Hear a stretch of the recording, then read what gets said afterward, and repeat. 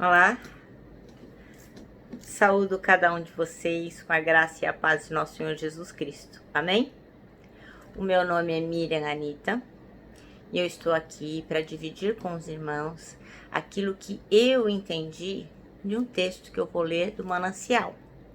O Manancial é uma publicação de meditações diárias da União Feminina Missionária Batista do Brasil. Então, reforçando, o texto não é meu e o texto de hoje chama-se Desejando a Volta de Cristo. Quem escreveu foi o pastor Felipe Pereira. E é sobre ele que a gente vai conversar um pouquinho, tá bom? Então, vamos iniciar orando? Pai, nós te agradecemos o privilégio de estarmos juntos. Pedimos que tu direciones o nosso estudo para que possamos aprender um pouquinho mais de ti. Perdoa tudo que fazemos de errado e de ruim. Em nome de Jesus. Amém. Bom, Senhor, irmãos, hoje o texto escolhido é 2 Pedro 3, do versículo 1 ao 18. E esta carta foi feita pelo apóstolo Pedro. Ele fez 2 cartas, né? E essa segunda carta, ele escreveu para encorajar os cristãos a permanecerem firmes, porque naquela época, desde que Jesus morreu, havia muita perseguição. Então ele escreveu essa segunda carta para quê? Para que todo mundo ficasse juntos e firmes. Então ele começa descrevendo a segunda volta de Cristo. E ele mostra, não só aos cristãos daquela época, como aos cristãos de hoje, o que a gente deve fazer, como a gente deve se comportar.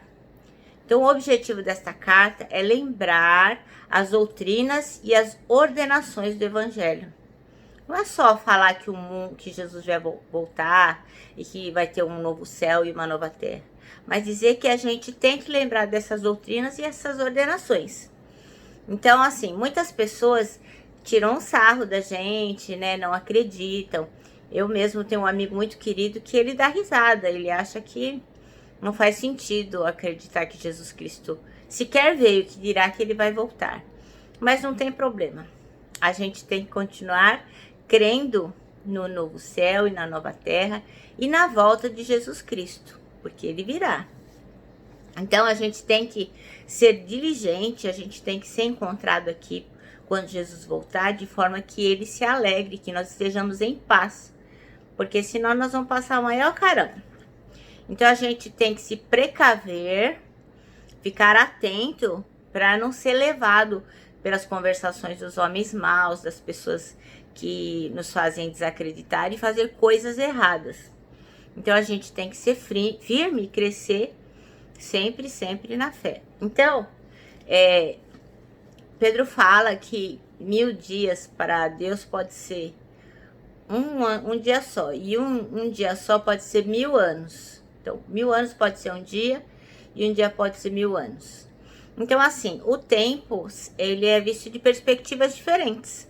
Então, a gente não sabe quando Jesus virá. Quando Jesus estava aqui na terra, que ele se esvaziou e ele era homem, ele também não sabia. Mas agora sim, a Trindade, o Deus Pai, Deus Espírito Santo e Jesus Cristo, que é Deus também, ele sabe quando ele voltará para buscar os seus. Então, o nosso dever, penso eu, né? Aquilo que eu entendi desta carta é o seguinte: nós devemos viver de forma como que acreditasse que Jesus está chegando, vai chegar agora. Viver de forma diligente, de forma reta, de forma que agrade ao Senhor. Mas também planejar e executar e trabalhar como Jesus fosse demorar. Então, assim, nós temos que continuar fazendo o nosso trabalho, falando de Jesus, continuar trabalhando, estudando, porque Jesus vai voltar sim, mas nós não sabemos quando. Então, o nosso dever não é ficar aguardando placidamente a volta de Jesus Cristo. Na verdade, o nosso dever é contar ao mundo, às pessoas todas, sobre a primeira vinda de Jesus Cristo. Porque muitas pessoas não sabem que Jesus veio. Sabem sim que ele existiu, tal, uns acham que é um profeta, mas ninguém nosso dever é mostrar a obra salvadora de Jesus, o sacrifício dele na cruz. Esse é o nosso dever. Entendeu? Então, assim, talvez, digamos, uma pessoa que reconheça Jesus Cristo como seu Salvador, talvez nem saiba que ele vai voltar. Mas quando ele voltar, ela será levada. Mas uma pessoa que nega Jesus, que não conhece a Jesus, ela vai ficar, ela não vai participar do novo céu e nova terra. Então, o nosso dever é apresentar às pessoas a obra salvadora de Jesus. Então, assim, às vezes a pessoa fala assim, só os crentes, né, que falam sobre isso. Gente, aqueles que são cristãos, independente da Bíblia que lê, se for a Bíblia católica ou a Bíblia protestante, a diferença são 7 livros, né? Da Bíblia católica para a protestante. Mas independente disto, lá está dizendo sobre a obra salvadora, redentora de Jesus, em qualquer uma dessas Bíblias. E lá diz que ele vai voltar. Então, se você é cristão, se você lê a Bíblia, acredita que a Bíblia é a palavra de Deus, fique atento, porque Jesus vai voltar. Então, o que o apóstolo Pedro está nos dizendo é que nós temos que viver de forma a não sermos achados de forma que entristeça o Senhor e não sermos achados em paz. Temos que estar fazendo o nosso melhor.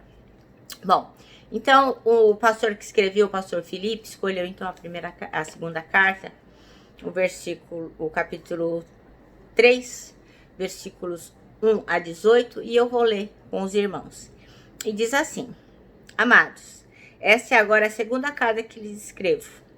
Em ambos eu quero despertar com estas lembranças a sua mente sincera, para que vocês se recordem das palavras proferidas no passado pelos santos profetas e do mandamento do nosso Senhor e Salvador que os apóstolos de vocês nos ensinaram.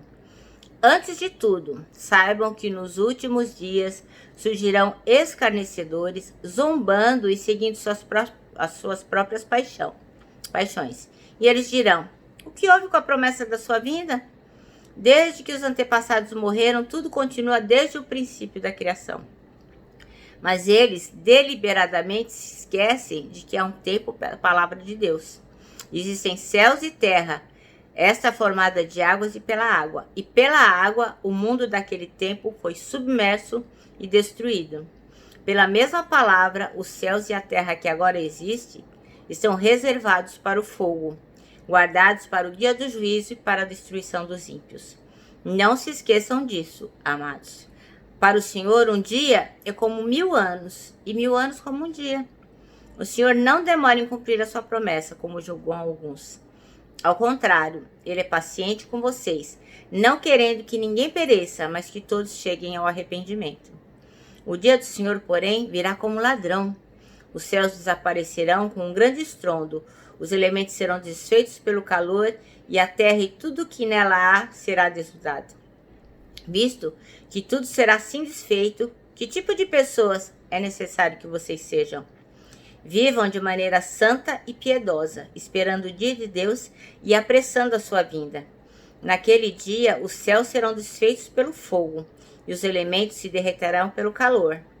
Todavia, de acordo com a sua promessa, esperamos novos céus e nova terra, onde habita a justiça. Portanto, amados, enquanto esperam estas coisas, empenhem-se para serem encontrados por eles em paz, imaculado e inculpáveis. Tenham em mente que a paciência do nosso Senhor significa a salvação, como também o nosso amado irmão Paulo lhes escreveu, com a sabedoria que Deus lhe deu.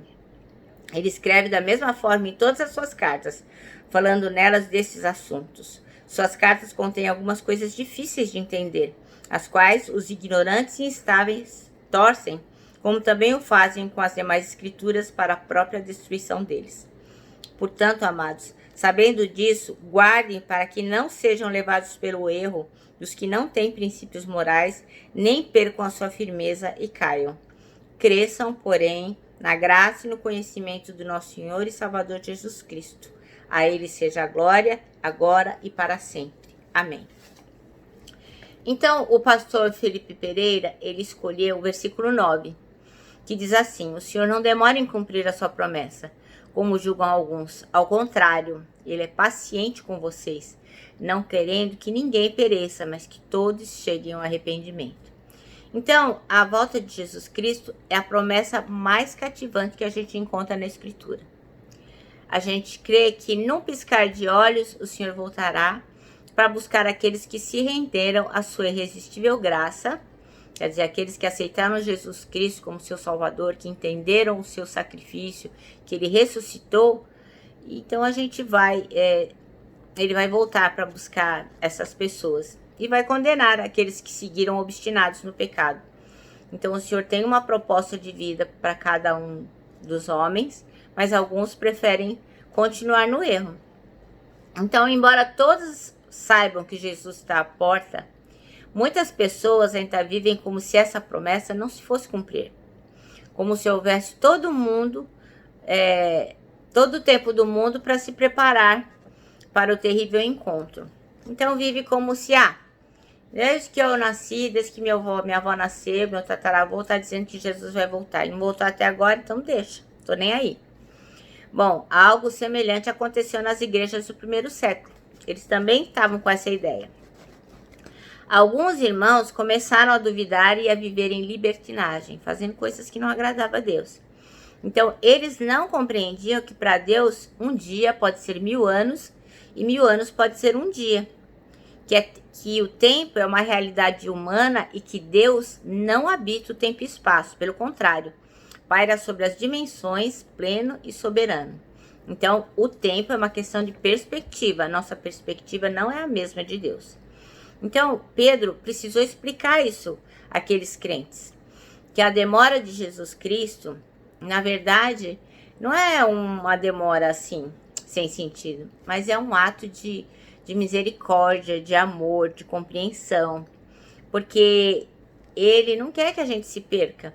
Ele quer que a gente aceite o que Ele tem para nos dar. Então, quando Jesus demora a vir, não é para você viver libertinamente, fazendo coisas que não agradam a Deus. Então, o objetivo desse alargamento de tempo é o arrependimento e não esfriamento. Então, assim, muitas vezes eu posso falar da minha experiência pessoal, né? Fiquei tanto tempo fora, vagando, sem me dar conta da importância que era Jesus Cristo na minha vida. Eu sabia que Jesus Cristo existia. Eu conhecia o seu poder.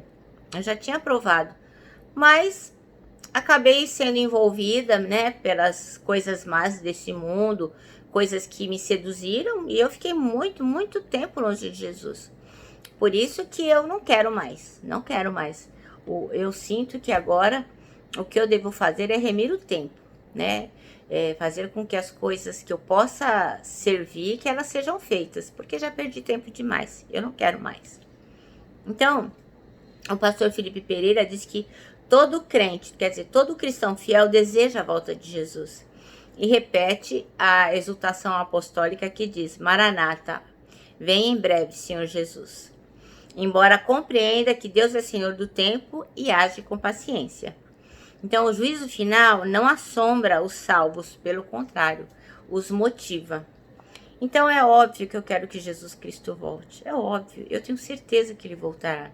Mas é inegável que eu gostaria que todas as pessoas que eu amo, meu filho, meu marido, os meus parentes, os meus amigos, todos pudessem estar comigo nessa nova terra. Então, lógico que o Senhor Jesus venha, mas que Ele seja longânimo e paciente o suficiente para salvar todos aqueles que eu amo. E eu imagino que você tem esse mesmo desejo, não é? Bom, o nosso manancial de hoje acaba assim. A volta de Cristo é a promessa mais esperada do mundo. Então, esperada por nós, né? Muitas pessoas vão se surpreender quando Ele vir sobre as nuvens e todo olho o verá. Amém? Bom, irmãos, eu me despeço aqui, deixando um abraço fraterno. Como sempre, um abraço de ursa. E a palavra de ordem que é saudades.